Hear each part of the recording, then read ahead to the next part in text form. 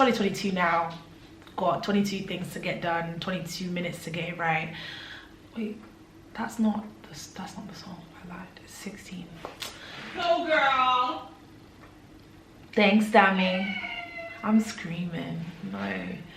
I'm shy. Stop putting me off. I'm nervous.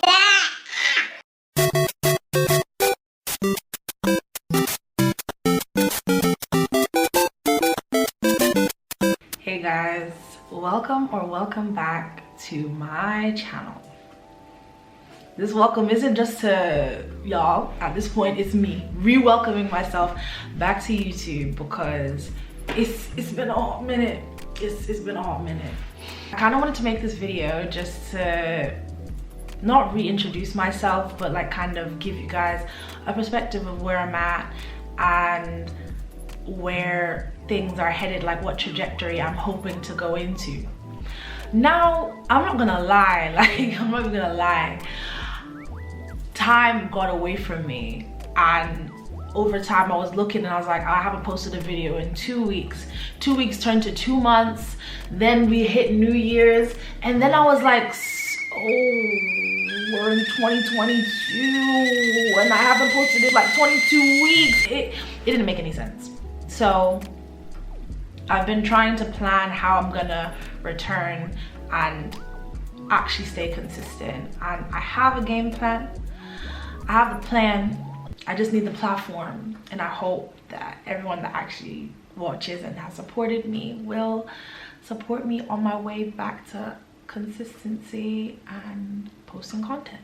Now, I could go into a sappy sob story of why I left YouTube. There was a multitude of reasons. A lot of things started happening quickly, and they started happening all at once. I had a bit of a, I want to say I was in a funk. As you guys know, I refer to them as my funks, and I got COVID in the middle of that funk.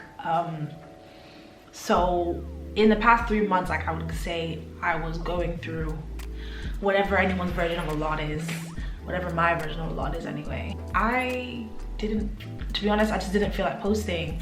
I didn't feel like being happy-go-lucky. I didn't feel like being the me that I would love to show to the world. And you don't always have to be okay, but the person I was and the way I felt about myself, I couldn't really bring myself to come and smile and do all that kind of stuff. So I just didn't. And do I regret it a bit? Yeah, I do. But you know, it's 2022 now. Got 22 things to get done, 22 minutes to get it right. Wait, that's not the song. I lied. It's 16. Go girl. Thanks, Dammy. I'm screaming. No, I'm shy. Stop putting me off. I'm nervous. I thought that I would like talk about some of the things I learned in 2021. I know it's literally not a New Year's video, but it just kind of things that I'm learning, and I wanted to share them with you because maybe you'll resonate with it, maybe you won't, maybe it will strike a chord, I don't know. I started to think about the things that make me tick, and I realized that whatever the case may be, I really started to really do things for attention. And I guess in some degree I've done stuff like that all my life, but it got to a point where I just like, you're not doing things for the right reason, you're not entertaining situations or people for the right reasons, and it's starting to get to a point where I don't have the time to entertain anybody. Like there was a point during like December, I just didn't want to talk to anybody. I wasn't leaving the house. I was shutting everybody out because the attention that I thought I was getting wasn't really doing anything for me. Everyone has that midlife or end of life or beginning of life crisis where they're just looking at themselves, they're picking themselves apart. And I used to do this to myself a lot, like a lot. And I realized that my issues really have nothing to do with my appearance, and I thought that if I did some magic makeover that all my issues and problems would go away. But still the issues are still festering in the corner. So it didn't help. So a lot of work needs to be done in that vicinity. So yeah, I kind of really understood that, right, my issues aren't because I'm clapped, it's because you just have some insecurities to get over, and no amount of attention will ever solve that. I think at this age, I'm 22 by the way, in case anyone was wondering. At this age, I feel like between like 18 and 25, I know it's a broad range, like a broad age group, but in that period, I feel like you go through so much development in terms of your friendships and your faith. And for me, I went through a period of really not having any faith in anything, not having any faith in God, not having any faith in people, because I was just like, all of these things are for show, all of these things going back to it were for attention or for feeling like you belong. It got me into this habit of being a part-time Christian. Like, a lot of my friends are Christian women, and sometimes I had a lot of pressure to really just fit in with them, do the things that they do, go to church. And I wasn't doing it to keep up appearances. I feel like I genuinely did, through those good influences, build a relationship with God. But when I was in doubt and when I was at those darker moments, I didn't turn to God the way that I thought I would. It's giving lukewarm. It's giving half in, half out. And that's not something I want. It's not something I want. So it's taking a lot of reflection to realize my reason behind pursuing faith and my reason behind wanting a relationship with God. You know how the whole thing goes. I ain't gonna go into that one more. If you watch some of my vlogs, I'ma link them below. If you watch some of my vlogs this summer, I was in America and I enjoyed myself a lot. I discovered a lot of things about myself. I spent a lot of time alone. I explored New York City. It was giving very much main character. I realized how liberating doing things by myself can be, because when you get out of that mode of doing things with people, relying on people, not being able to enjoy your own company, you start to discover yourself in a new way. And I feel like now more than ever, I've been able to enjoy my own company, and that's been really nice. Like, I'm cool or whatever. Like, I do cool things. I be doing things, and I'm happy that I'm learning that now, because especially in first year of uni, I could never be alone in my comm room. No way. I'm going to find somebody's gonna come find me. I always had somebody over. I was always going. If I wasn't going to see someone in London, I was going to see someone outside of London. It was a lot, and my mom was just looking at me like, what are you doing? Why are you going so many places? You're really just doing a lot. I would have those highs of visiting and friends and whatever, and then I'll crash. And yeah, wasn't giving. So now this flat has been a blessing, and can't lie, sometimes I'm just like, yeah, no, if you want to see me, you're gonna come here. If not, I'm not coming out of my house, because I'm comfortable. Like, I think this flat has been one of the biggest blessings that I've had, and I'm very grateful for it. What else have I learned? Listen, if I even want to start doing a cliche relationship chat, I could do it. I could go there. But one thing I've realized is love bombing. In fact, no, not one thing. I've realized that love bombing is a scam. I've realized that dating apps are not as straightforward as you think they are. You tend to put your best foot forward there, and then the reality of what you end up finding is just mid. Going out on dates, mid. Talking to guys, whether they're your age, 5 years older, 5 years younger.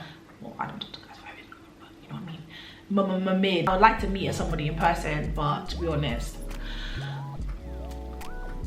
the way that I feel sometimes, I just feel like dating isn't for me. I just feel like romance isn't for me. And I know that that's cynical, but sometimes you really need to like step back and think about why you're dating people. Are you doing it for attention? Are you doing it because you actually want to find a genuine connection with people? I had to really start thinking about these things and my reasons for dating, my reasons for interacting with men, and they're not always the healthiest. So yeah, that's something I learned. Where friendship and relationships kind of started to dwindle, I started to get a lot closer to my family. Like, I realized how insanely important family is, because ultimately it's not easy and everybody's family has imperfections.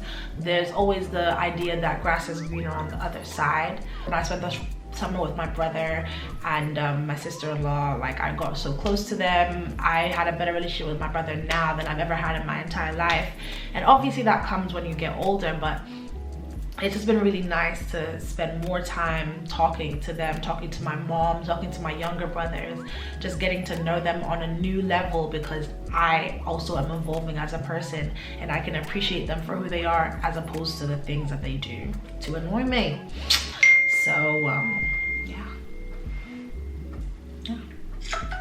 Hey, sound effects. Guys, please, I might be rambling, but I don't care.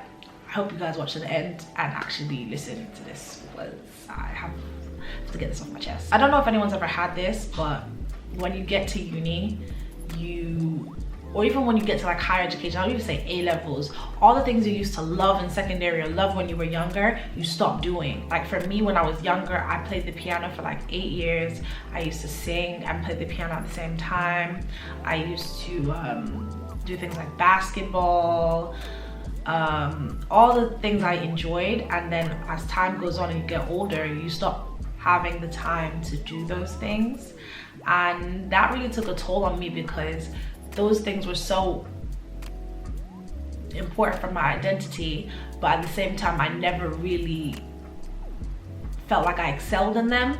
So the only thing I felt like I excelled in was academics. When academics was no longer the thing for me, or like my defining trait, I guess, I found myself longing to reconnect with the person that used to sing, reconnect with the person that used to play basketball. This year, I want to make a conscious effort to be in my bag, like even with YouTube, like reconnecting to when I first did, like how excited I was to edit my first video. I had to borrow my mom's MacBook and I'll be like, okay mom, I need to iMovie this, let me just get all my footage from my phone. And seeing how far I've come, even with my own videos, and I know how far I can go, and I know how far I can go with music, and yet I don't give myself the chance to excel, don't give myself the chance. Like, that's giving self-sabotage and it's not cute. With that being said, I'm starting to realize that the best thing I have to offer in this life is being myself. I've said so many cliche things in this video, but I'm telling you, being yourself and living authentically is something that I'm learning. And it's something that I know that when I continue to do and do with a conscious and significant effort, I'll find so much more joy and peace, as opposed to always trying to change and alter myself to be a person that fits into a certain category, a certain mold. Like, I have a lot of different interests, I have a lot of things I enjoy doing, so why not pursue them in a way that is constructive, in a way that like is manageable, I guess, because, you know, I'm a med student, lots of studying to do, but it doesn't have to be the be all and end all. I can still pursue my other interests and give myself a chance to better myself, as opposed to focusing on what everybody else is doing, what other people are doing. Life is genuinely about ups and downs. Like, life is gonna throw you so many different curveballs.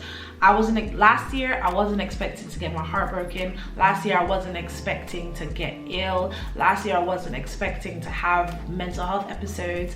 I wasn't expecting to not do well in exams. I wasn't expecting any of those things to happen to me. But when you sit back and reflect, you realize that those things can actually be stepping stones to something better. And that's what I'm genuinely hoping for this year. Everyone says that every year, and I might say the same exact thing again next year, but at least I'm working towards doing something else. But yeah, I think that's all from me, honestly. Yeah, I think that's all from me. What you can expect from me, what can you expect from me? You can expect some hauls. I have a new series coming out called Mukbangs with Medics. I'll have more info about that in my next video, and that's gonna be like every last day of the month, last Thursday. I'm gonna start posting on Thursdays, by the way. That's gonna be my upload day. And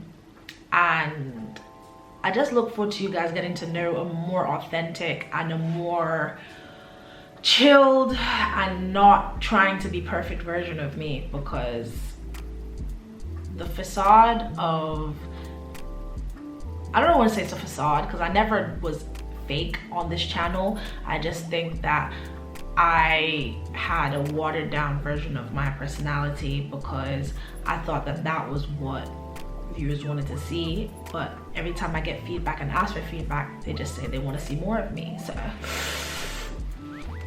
I'm gonna take everything off and show you guys the raw, authentic Victoria's home, and I hope you love her as much as I am growing to.